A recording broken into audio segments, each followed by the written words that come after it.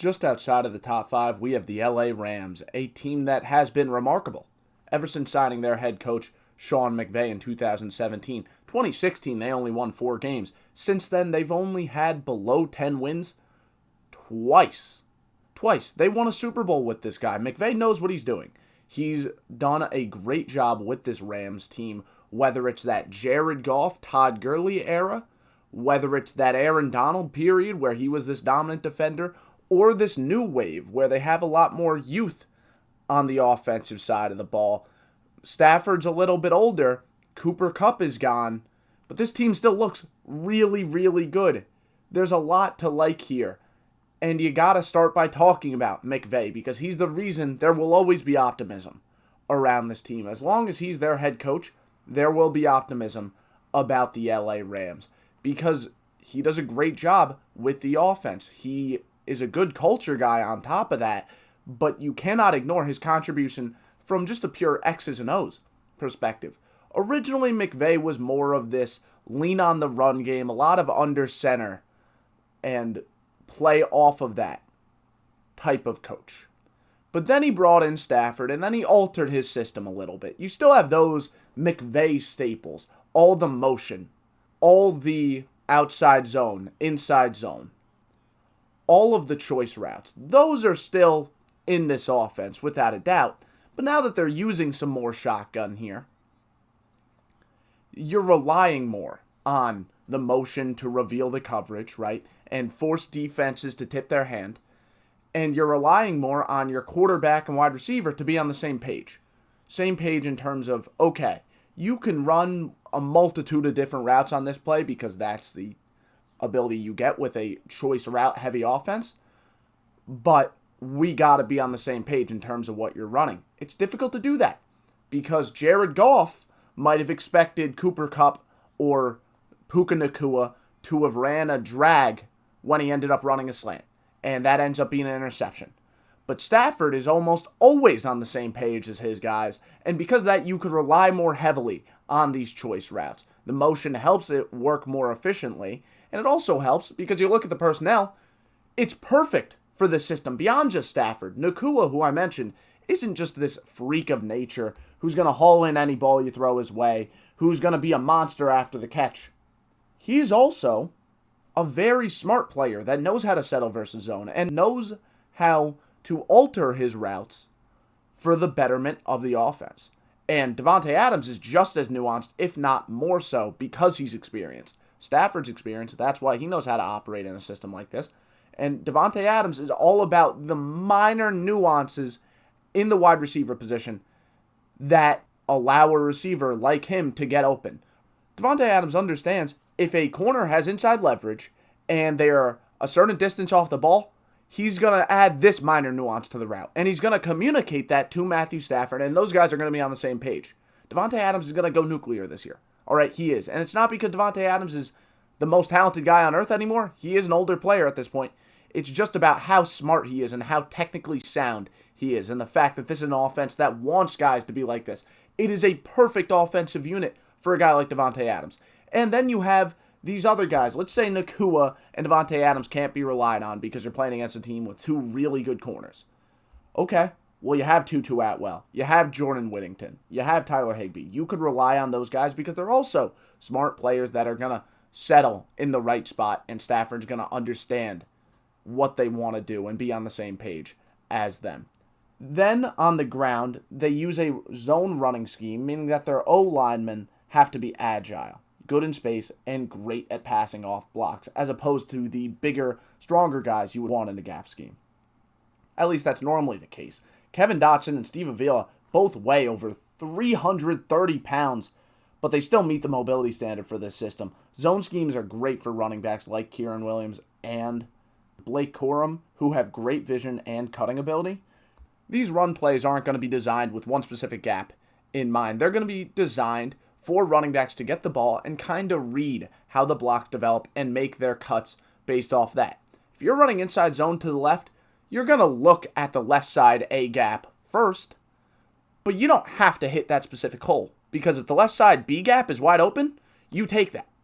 If the right side A gap ends up being open, you cut it back, right? Inside zone wants running backs to do that stuff. It's not just about hit this gap, you got to do it, hit it with authority, try and get a couple yards. No, inside zone allows for some big playability when you have the right guy running the football. These are two guys that have that vision and have the ability to really operate in this system and operate well. They are going to do some stuff off of that rushing attack. They're going to try and establish some play action. Even though they are more shotgun heavy than they used to be, they are not going to completely rule out under center formations because that is a big part of Sean McVay's offense.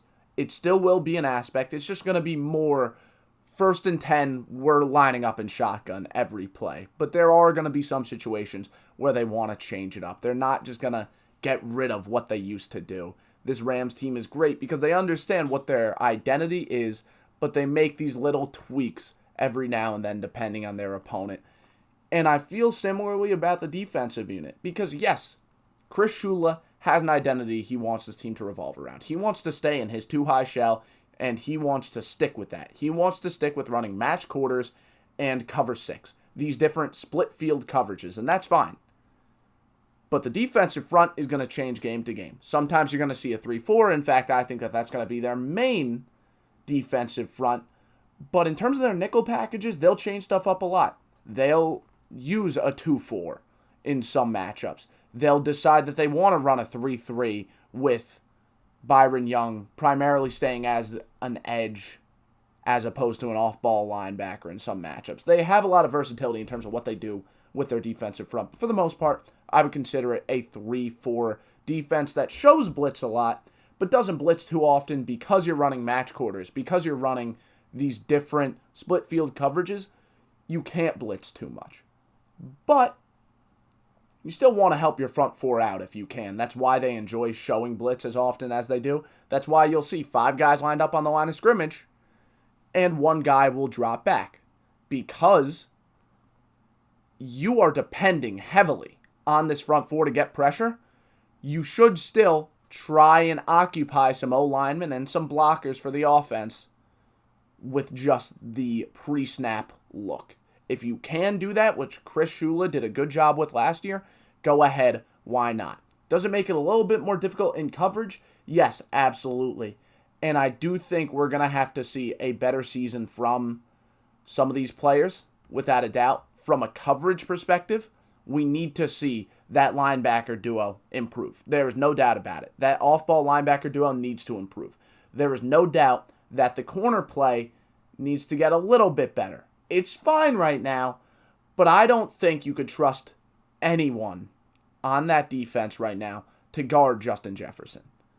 And you're in the NFC. You're going to probably see Justin Jefferson at some point. Maybe it's going to be a playoff game, right? You might end up seeing Amon-Ra St. Brown in the playoffs. You might end up seeing A.J. Brown in the playoffs. You have to have answers. Right now, what worries me the most about the Rams is the secondary doesn't have a guy. They have fine players, but not a guy for them.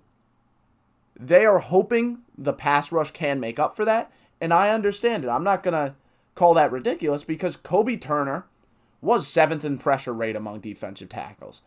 Braden Fisk was 9th in pressure rate among defensive tackles. Jared Verse was 8th in pressure rate among defensive end and edges. I get it. I understand that that's what you're trying to do. But you gotta have answers to those elite wide receivers. You do. And right now, I don't quite look at the Rams and say they have that. But they're going to try and answer that with their schemes, right? They're going to try and answer that, like I said, with their pass rush. I think it is a really good pass rush. I am not denying that. Verse has been one of my favorite players ever since entering the league, right? I was very high on him pre-draft. I thought it was ridiculous that he fell out of the top 10. Rams got an absolute steal, and right now they're reaping the benefits. Adding Poona Ford, that's going to make them a lot better at defending the run now, which is important because I don't really like that linebacker room much. The DBs are fine. There's just not someone in that room that allows me to say they can consistently beat those teams with the top-end wide receivers. But they're going to be explosive on the offensive end of the ball. They are going to be unbelievable offensively. That makes me feel really good. They're going to get in some shootouts, but I trust this team to get in shootouts and win because of McVay and because they can slow the game down if they so choose on the offensive end. This is a good football team without a doubt. Let's see how they can do in the wins and losses column. Pretty clear how this team wants to operate. They want to win games with their front four getting to the quarterback, and then offensively being a very efficient team that'll take deep shots when needed, but for the most part, they're going to slowly go up the field relying on the brains of their players and just simply outthinking the opposing defense. That is a very good formula if you're able to do it right, but that is quite difficult. The Rams have the right guys. That's why I have them going 11-6, but there's a world where this season doesn't go as well as I expect it to go. I really like what the Rams have here, though, so I expect it to go pretty well, although I have them losing against D'Amico Ryans and C.J. Stroud and the Texans. I think this is a team where, the Rams' pass rush is going to get in Stroud's face, but I think Stroud is really good at getting the ball off. I think Stroud is going to make sure that, we're losing the battle up front, but we knew that was going to be the story all season long. We knew our offensive line isn't holding up. We schemed up a lot of ways to get the ball out quick and still function as an offense without that. And if they didn't do that, the Texans are going to be way worse than I think they'll be. But yeah, it's going to come down to the Texans' ability to operate and kind of take the front four out of the game. If they're doing that, Nico Collins against that secondary, I trust Nico Collins to win, right? They have loads of guys that I think will go off against that Rams secondary. I just think it's not a great matchup for them. But I do think the Rams will beat the hell out of a young Cam Ward. I don't think he's ready to play against this front four. I don't think he's going to get the ball out quick enough. I think the Rams are going to eat him alive. But then I think the Eagles are going to hold up against the front four, and that's going to allow Jalen Hurts to take advantage of that secondary. We talked about it. I don't think they could beat an A.J. Brown. I really don't. Now, maybe, right, I still have this team as a legitimate Super Bowl competitor because they might be able to find a way to beat a team that has an elite receiver like A.J. Brown, but it's going to come down to that offense balling out, and I just don't think that'll happen in week 3 of the season. I think the Eagles win that one.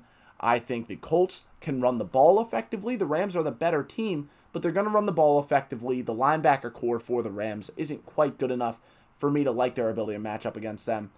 I think, yes, the Rams are a better team. Playoffs, where everything means more, Sean McVay is going to have more schematic stuff to go ahead and answer them.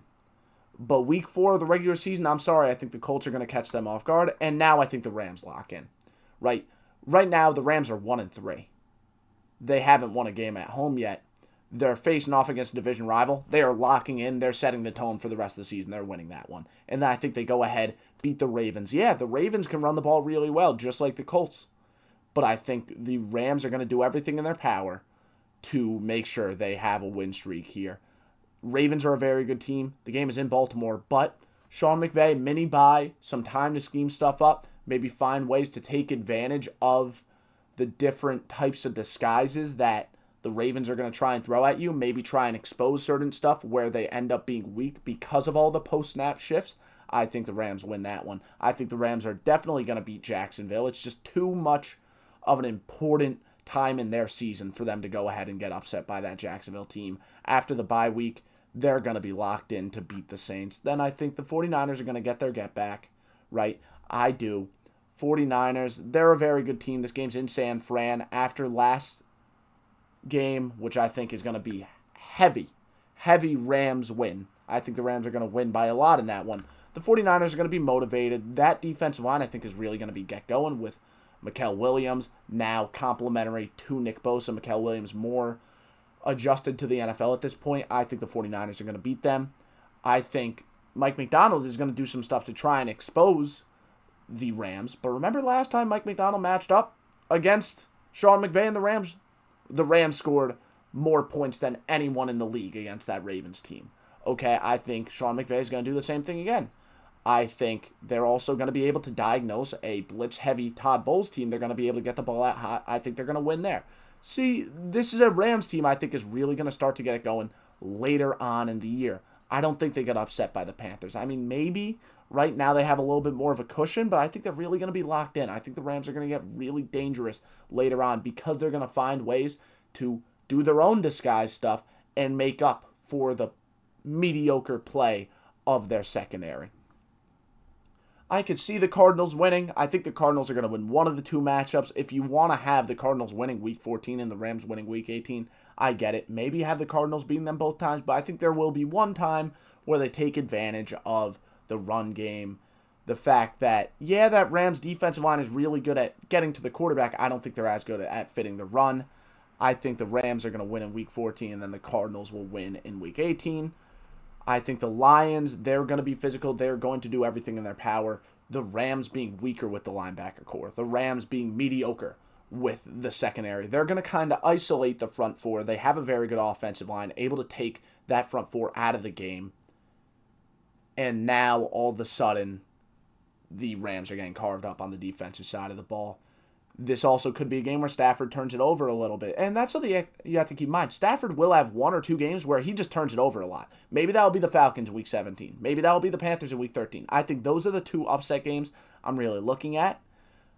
But I think the Rams will have one of those performances instead against one of these top-end teams they might be losing to either way. Rams, I think, are going to continue to beat Mike McDonald. Sean McVay just has his number. And then I think they're going to beat the Falcons. I talked about it earlier. I think the Cardinals are going to win one of the two games, preferably the one where the Rams likely have their backups in. So, overall, 11-6 for the Rams. That's the top of the NFC West. 4 seed in the NFC, tied with another team that I'm going to have ranked right ahead of them. I appreciate you all tuning in. I'll see you next time.